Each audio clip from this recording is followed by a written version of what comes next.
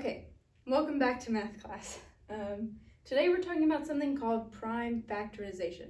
Before we get too far into prime factorization, the first thing we have to talk about is what is a prime number. Now, a prime number is something that it's a number that only has two factors. It only has two factors.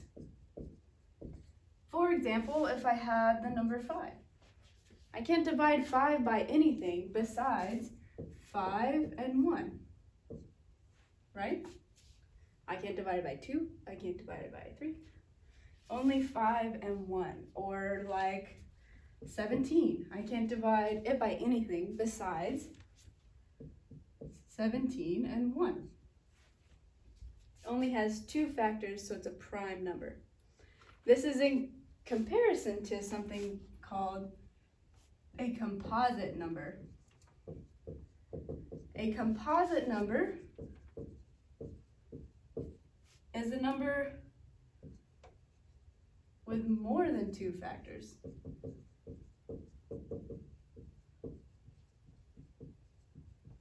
Like 8. 8 could be 2 times 4, or it could be 1 times 8. So it has more than two possible factors. It can be split into different ways than just itself and 1. Like, it could also be, instead of just 2 and 4, it could be, not times, 2 times 2 times 2, right? Or 2 to the third power. So it can be split into a few different ways. The letter 8, the number 8. So this is the difference between a prime number and a composite number. Hopefully that made sense. Hopefully you wrote it down. I'm going to erase it. What we're talking about today is something called prime factorization. And prime factorization is when we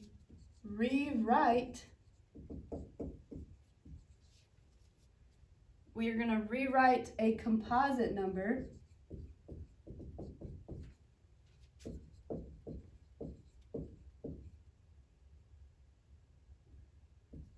as a product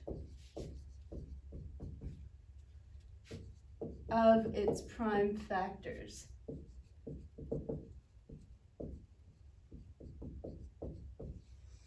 And one easy way that we're going to do that is using something called a factor tree. And a factor tree looks like this. I'll label it factor tree. A factor tree, a factor tree is where we take a big number or any composite number. We're going to start with a number like 18. And I start dividing 18 into its factors until I hit a prime number. So let's start off with splitting it into 2 and 9. 2 times 9 is 18, so these are the factors of 18.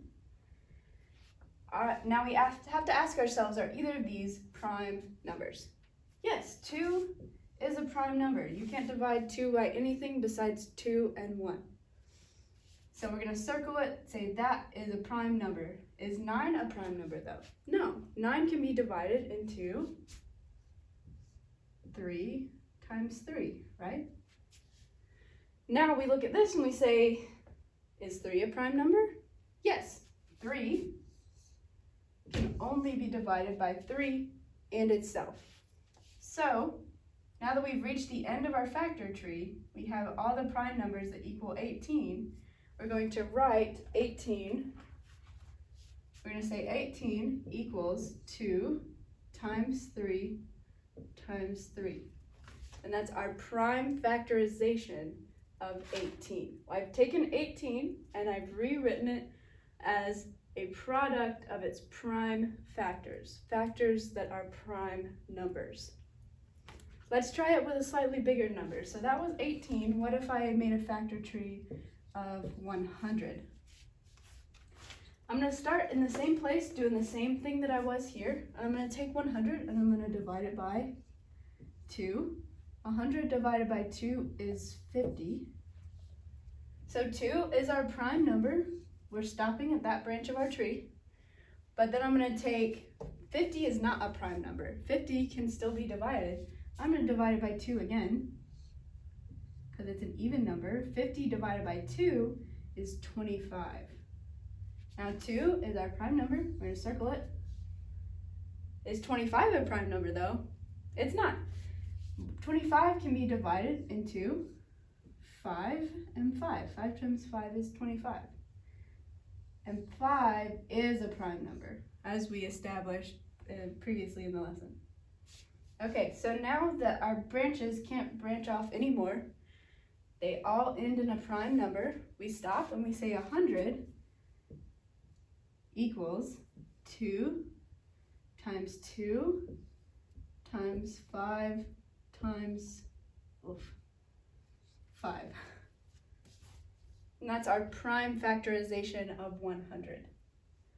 This is 100 rewritten as a product of its prime factors, its factors that are prime numbers.